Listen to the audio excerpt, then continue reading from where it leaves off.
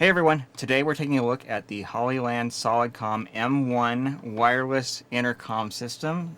This system was sent over to me by Hollyland free of charge in exchange for producing this review. However, they have no editorial control over the content of this video. They will not be reviewing this video before it goes live. And everything that you're hearing here today is my honest opinion based on my experience I have with this for using this system over about the last 4 to 5 weeks. Let's take a look inside the cases. There are actually 2 cases that are included as part of this unit. So this case includes the electronics and the other case includes the headsets. I'll cover that more in a minute, but basically what you have in that other case is 8 of these bags that include the headsets themselves. We'll take a look at those in more detail here in a minute. Oh, inside the case here is where we'll find the actual base station itself. This is the transmitter and receiver. This provides the wireless signal for all the belt packs. Underneath that is where we're going to find the power supplies for the unit, so a couple of IEC power cables, and then a power supply for the charger, as well as a PoE injector for providing power for the base station.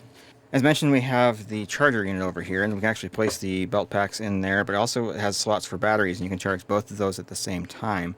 So it gives you the opportunity to charge all 16 batteries that are included all at once.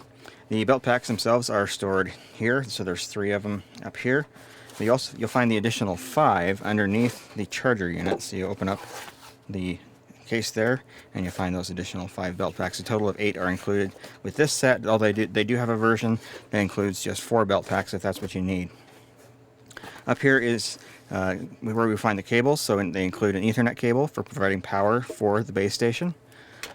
This cable is not included with the system. It's one you're probably going to want to make. This is an RJ45 to audio adapter cable. So the unit on the bottom has a 4-wire interface. It does not include a cable to allow you to use that, but you basically take an Ethernet cable and then put some XLRs on the other end. That allows you to just inject line level audio and extract line level audio from the system if you want to incorporate that intercom audio into additional units on your network. Additionally, we'll also find the mounting stud for the base station. So it has a 3/8 inch mount that goes into the bottom of the unit, and then it's got this 2-way adapter here. This can go on a baby pin or on a light stand. You can either mount it this way or this way, either way, and then tighten that down. So that makes it very handy. We'll use that here in a minute. The other thing that's included in here is a series of lanyards. So if you wanted to put the belt packs on a lanyard instead of on a belt, that includes those lanyards for doing that. Because this antenna is directional, you're going to want to mount this thing in a vertical position, so upright like this. Easiest way to do that is to use the included stud. Just place that on the bottom, screw that into place, and then put that on a light stand. Also, before I mount that, let's talk about some of the connections that are on the bottom. So this is a power input here, and that's actually an Intercom connection. So you see in there that's an RJ45 Cat5 style connection, and use PoE in order to supply power for the unit. The next one over here is also a Cat5, and this is the 4-wire audio interface. Now we come over here, we actually have an XLR connector, and this is for connecting into a 2-wire intercom system like a Clearcom or RTS. The last connection we have over here is another Cat5 or Ethercon, and this would be used to cascade from this unit to another identical unit. So you basically place an Ethernet cable here, and then on the other unit you plug that into the power input on the other. That way your audio and power actually cascades from one into the other. Now before I mount this, let me flip it over here and show you on the back side. We also have a couple other mounting points there, and then we have slots for 2 Sony NPF style batteries. So you're able to run this on battery or the PoE power that is provided with the unit. So with that, we can actually just mount that here on this light stand, and I'll connect that power and it'll be ready to go.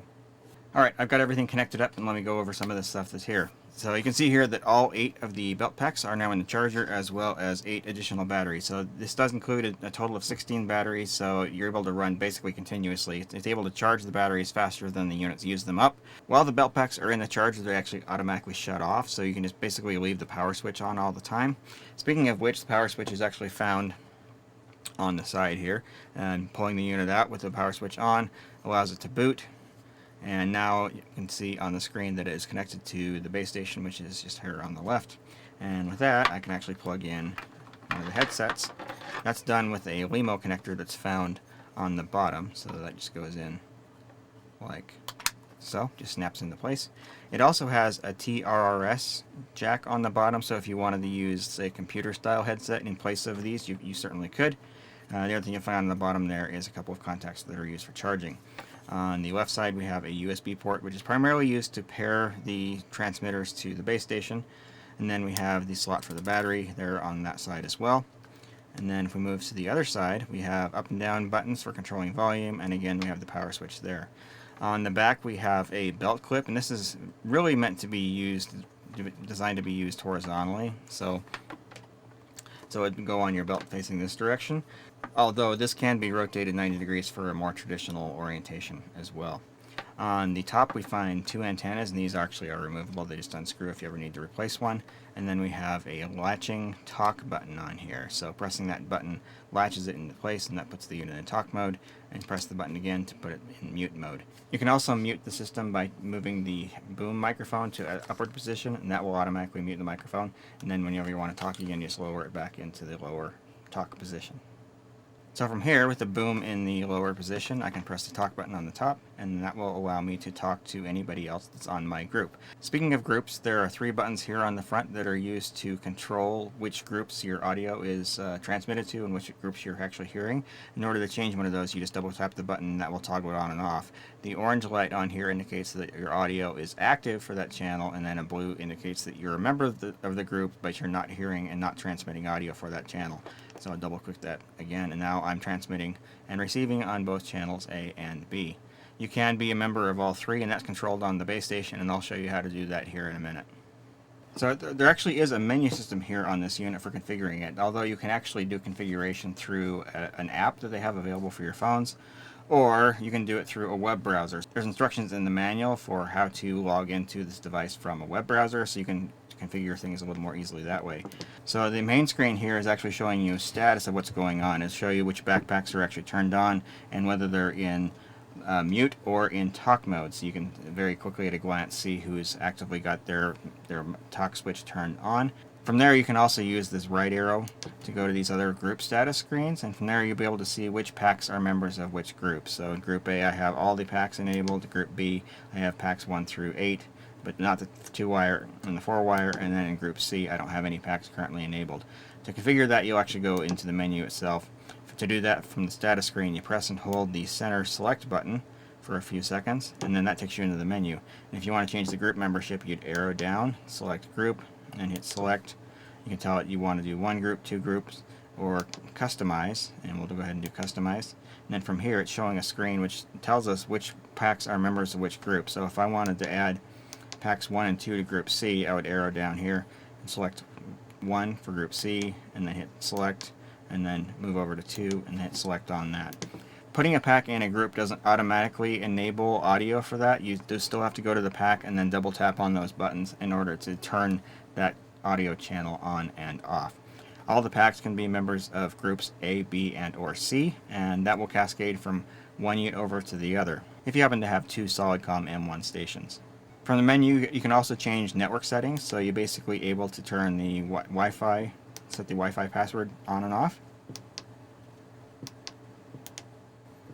You can also assign units to be master and slave. If you're going to cascade 2 units, one has to be the master, one has to be the slave. Come over here and configure the 4-wire interface, so you're able to set the input and output gain. And then if you needed to switch which pins on the RJ45 connection are used for audio, you're able to do that as well. From here we can configure the 2-wire interface, so we can also set parameters for the cable length. We can do an auto null in order to make sure that our audio does not echo back and feed back into us. Terminal resistance feature is actually used to terminate the audio chain, and then we have settings for the input and output gain as well. The other options we have here are a reset to reset all the settings to default, and then an information screen which gives you information about the Wi-Fi, the gain, and other settings that are on the device. So now that we've actually seen all the features of the device, I'm going to go ahead and put on the headset and let you hear what the audio sounds like. Alright, so now you're hearing audio from the Solidcom intercom itself. It's a digital system, so it should have pretty good sound quality. And I have found that the audio quality for this is better than a lot of the other wireless systems that I've used, including the T1000 from Hollyland that I reviewed here on this channel about a year ago. I noticed the audio on this is actually quite a bit better. It's not CD quality, but it's actually it actually is pretty good. So I don't have any real complaints with the quality of the audio here. So with the technical description out of the way, what do I think of this? Well, let me start with some of the pros and then I'll get to some of the cons. So pros, first of all, the sound quality on it is pretty decent for a digital intercom system, digital wireless intercom system. It's not as good as analog, but you kind of expect that digital is not going to sound quite as good as analog for wireless. So yeah, sound quality is actually pretty good. Much better than a lot of the other wireless intercom systems that I've used. The range on this actually really impressed me quite a bit too. So using these omnidirectional antennas, I was able to go about 650 feet before I started getting any dropouts outdoors, and then getting out to about 1,000 feet before the signal was more or less gone. And then when I used the built-in flat panel antenna on the front, it's very, very directional. I was able to go 1,000 feet before I got the first dropout, and I was able to take it out to about 1,300 feet before the signal was mostly gone outdoors. And so indoors, I didn't do that kind of testing. I didn't have any facilities that were large enough to test that kind of range. But the two facilities that I did test indoors, we didn't have any sort of signal integrity problems at all. Everything just worked just fine. No problems there. One thing that I really did like about the system is the fact that it includes a nice charger for these belt packs. So to charge it, you just place the pack in there and it's charging. You're good to go. Nice and easy. And then you've also got the additional 8 batteries. So you've always got plenty of power in order to use this system. Battery life on these was actually pretty good. So one of the events that I tested this, we had the camera operators using the system for over 6 hours, and by the end of that time, the batteries were getting low, but they were actually still functioning just fine. And had we run into a situation where batteries were dying, we could have just very easily run to the charger, pulled out a battery, popped that in, and kept going. The build quality on these units is actually very good. So this seems like it's an all-metal case. It's very, very solid. Feels like it's going to hold up for a very, very long time. Similarly, the base station is mostly metal. The one big exception to that is the front face, which is plastic, and they do that so that the antenna that's behind that can actually get the signal out. In terms of things that I didn't like quite so much, so some of these things are actually fixable. So one of the things that I didn't like is I didn't like the horizontal orientation of the body packs, and the camera operators that I talked to also said the exact same thing. Fortunately, that is fixable. Take a couple of screws out of the back, rotate the belt clip around, and then you can use it vertically. And I actually found that the signal integrity is actually better when used vertically as well. So a little surprised that they decided to mount this horizontally by default. But again, very easy to fix. So just like a hex screwdriver will allow you to rotate that around. So no big issue there. The other thing that I found kind of inconvenient is the way that they handle the muting and unmuting. So on traditional professional intercom systems, you have a push to talk button. You press and hold it if you want to just briefly talk, and then you either briefly tap it or double tap it in order to latch it on and off.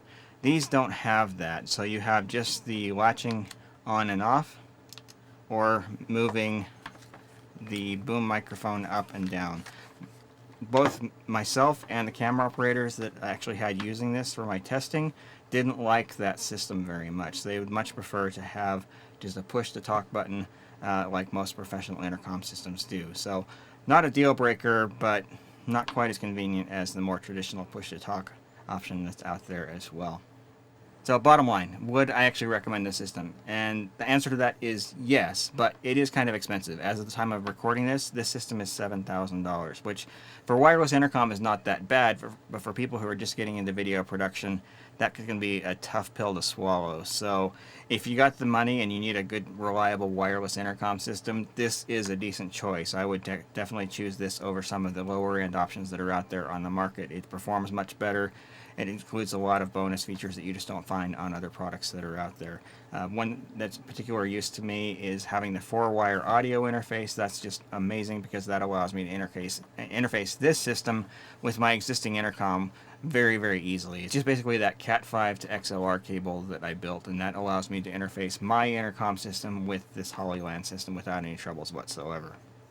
I did find the system actually pretty easy to use. Aside from the strangeness with the push to talk, everything else was actually pretty easy to use. It was already pre-configured out of the box when I got it, so all I had to do is turn it on, plug in the headsets, and we were up and going. No additional configuration was required. Very, very easy to get yourself going on a wireless intercom system that way. So if this is something you're interested in getting more information about, or maybe even purchasing, there's a link that's popping up there on your screen. It's also available in the description of this video as well. If you have questions about this, you can leave those in the comment section down below, or join me over on my Discord channel at djp.li/discord, and we have a section over there set up for Intercom, and you'll be able to ask questions about the Hollyland Solidcom M1 system there, and I will do my best to answer. So thanks everyone for watching, and have a fantastic day.